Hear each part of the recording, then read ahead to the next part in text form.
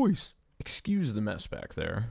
First off, that's first. I just got home from work, so don't even pay attention to that over there. In an era where it seems like AAA titles and companies want to make battle passes, want to squeeze the most out of your little grubby gamer hands, there lives one company that rises above them all, that continues over and over again to deliver peak. And that company is none other than From Software. You already know what today's topic is going to be if you guys are FromSoft fans. The Nightreign DLC dropped. Its trailer. It didn't drop. The trailer dropped. Oh, I spit everywhere. Let's go over it. Let me explain some things I'm excited about. But yeah, let's get into it. And I'm a man who loves to play with boys. The first thing that I wanted to address is there's 2 new Nightfarers coming. That was obvious enough. We got they're called the Scholar and the Undertaker, if I read up correctly. The Undertaker, I believe, is the girl, and the Scholar is the guy, I think. Or I have it reversed. I don't know. It makes more sense for the Scholar to be the guy because he has a book and he's more of a mage type. It says here on Game Rant. So the Scholar leans more, it says, on high arcane and battlefield observation, while the Undertaker blends faith and strength into a unique skill set, ideal for aggressive frontline pressure. So my guess is that the Scholar is going to be a more balanced Revenant. If I had to guess, because it looks like the ability is, like, I don't know how to explain it. Like, the more I watch the video, the more confused I am on the ability, because it looks like, if you guys have played Elden Ring or any FromSoft piece, then you know, like, when your character has a lot of poise, you get that, like, white aura around the middle of your character. And there's another, like, white aura that happens when he pops, like, either his skill or his ultimate, and it does something to the enemies. I couldn't tell, but it looked like it was a poise break, because as you can see in the trailer, which I'll show you guys now, he riposts them like right after his ability. So I imagine that it has to do something with poise, which would be really cool. And if that's the case, which I could be totally wrong, I haven't seen anybody's videos on this, but it would be really interesting to see the chemistry between an ability like that and Iron Eye. Would be a really good combo if that's the case, because obviously you have the poise break, and then you have his weak point ability, which I think would be really, really cool. I think that the 2 of those things combined would be pretty crazy. And then you have the Undertaker's ability, which I haven't been more confused about an ability in the game until I saw that. I have zero clue as to what that could possibly do. I have no idea. It looks like she flies up and does something similar to the Guardian's ability, where they have like a area of effect thing, where she just kind of hit Estelle in the face, and then, I mean, that was it. So that's the first thing. I mean, I'm excited to try the Nightfarers. I think that they're going to be great. I think that adding Nightfarers is actually the way to keep the game fresh and progressing. I love Nightreign, I do, but it was weird for me when they recently did that most recent update where they added the it gets harder as you go. Not that that's a bad thing. I just didn't think it added enough content for me to, like, continue playing. Like, it just felt stale to me. And that's just my, again, personal opinion. It's not that the game's bad. It's just, to me, it felt a little bit stale. But on release, like, of that game, me and my friend were playing it nonstop. Like, every single night. Like, I was texting him, like, yo, we got to get on. We got to play.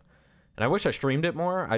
I wasn't, like, in the streaming mood kind of thing.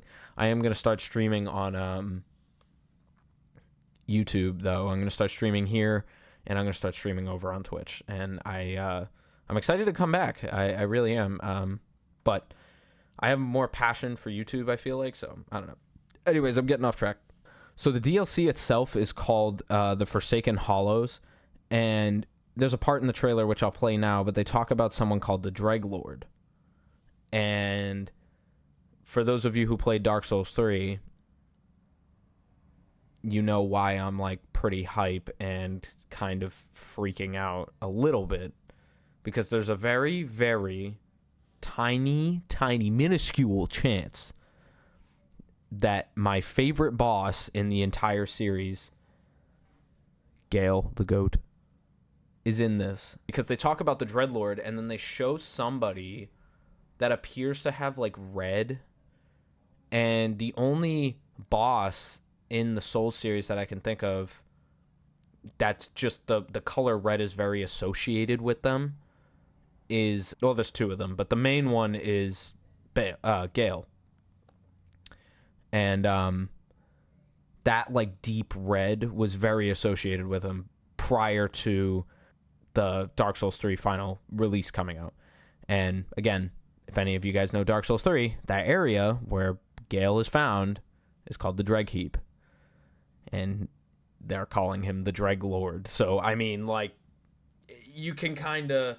I'm sure there's theory channels out there that are already doing this already, like, as we speak. They're probably breaking it down as we speak, and I'm just early on this or whatever.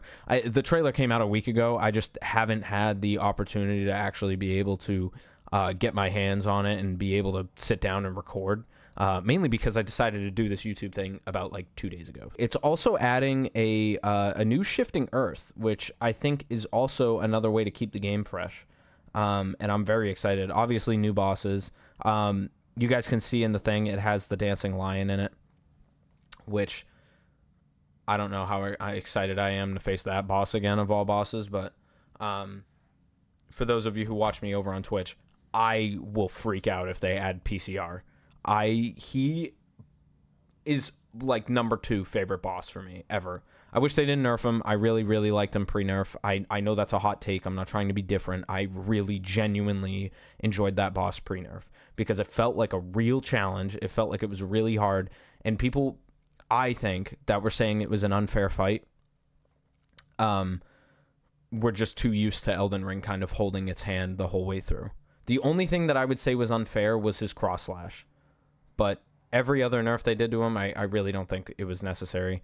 He's still a hard boss, obviously, post nerf. I really do firmly believe that they shouldn't have nerfed him, and that he was by far like my favorite boss in Elden Ring. I think for me, all time bosses, it has to be Gale, PCR, maybe Melania. Melania was always up there for me as soon as I faced her. And then I faced PCR in the final DLC, and I was just like, yeah, no, this tops this. This is like an actual challenge, and I fucking love this. I think Melania and Sword Saint Ishin are right on the same level for me, and they can kind of be interchanged. So without further ado, let's take a look. So the first part of the trailer, it starts off in Limveld. I don't think this looks any different. This looks like the area right before, there's like an Everjail like right past this, and then it's like that little lake. This is right outside of the fortress though. So the next part worthy of taking note on is Iron Eye weak pointing one of the guards outside of Mesmer's place. And then this looks like the inside of that like Trina Lily area. I'm forgetting the name of it again, so forgive me. Somebody in the comments can correct me, but this looks like that area where you find Miquella's like second counterpart, I think, lore-wise is what it is. It is Saint Trina, obviously, but Miquella's like counterpart. I mean, there's Trina lilies everywhere. It looks like that same cave. And then it cuts to the inside of the castle, or the church rather, where you go to fight Matir, and that like NPC boss fight. You could just tell it's the same exact area, but it looks pretty interesting. I don't know. Well, maybe it's not the exact same area. It kind of, for a second there, now that I'm watching it in slow motion, there's like an entryway that I'm looking at here on this one frame that just doesn't look like it was ever there. But I mean, then again, it is like a broken up world. A cool shot of Revenant just aura farming. And then this is what I was talking about. It says, curse this Dreglord. And then this image, just something about it just reminds me of Gale. I don't think it is, because if you look at this kind of sideways, you can see the human teeth and the eyes. I mean, could you imagine this was Godwyn the Golden? Surely not. I mean, that'd be a crazy theory. And then we get our first real shot of the new shifting earth. This looks beautiful. I'm getting Irithyll vibes from this. Like Irithyll and a little bit of Nocron vibes. It looks amazing. I think that they did a wonderful job with this. It's going to be really interesting to see how the shifting earth will what the benefit of it is going to be. And then we have Tricephalus in the map, which is actually interesting because they never had like an invasion thing. And then this is crazy. This is another thing I wanted to talk about. We have 7. We have 7 of these things, and I can't make out what is in the background there. Like I can't tell what that is. But this looks like one of the night bosses. And I mean, like, wow, like this is such a cool animation of a boss, like or cool design of a boss, I should say. I love the weapon. The outfit looks super, super cool. I get Millennia vibes from this, though. Like, I really do. Like, I get strong Millennia vibes. Yeah, oh, yeah, how did I forget to mention this? We got Artorias. What the hell, dude? I genuinely hope they do justice to this boss fight, though, because he was one of the bosses in DS1 that, like, if you replayed it, it was hard, but it wasn't.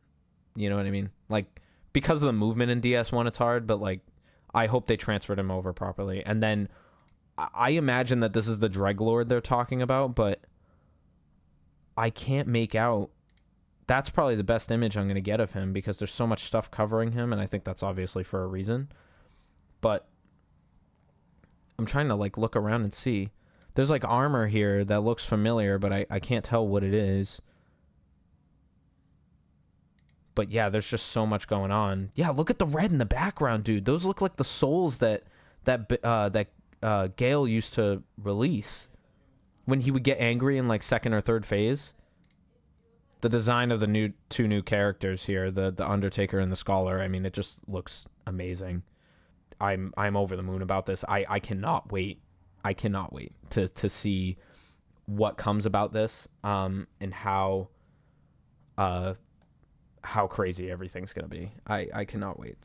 I will keep you guys posted. I will definitely be getting this on the 4th of December. Mark your calendars. I mean, I can't wait.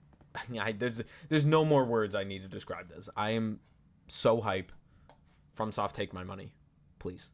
Again, they just keep releasing W after W. I just hope that this is, full of content, full of,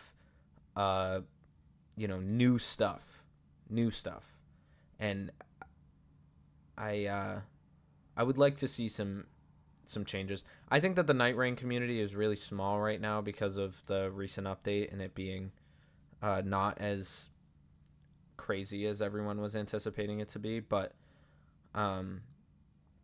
regardless, I think that game has a lot of life in it still and has a lot of things that could be added to really push this game forward.